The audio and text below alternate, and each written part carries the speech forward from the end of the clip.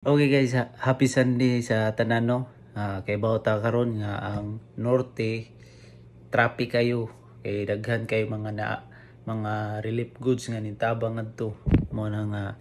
ato sad na silang pasalamatan guys bisan kita na ata diri sa layo nga lugar wala ta sa Pilipinas pero pasalamat gyapon ta sa ubang mga vlogger nga nitabang naghatag og mga relief goods o sa katong mga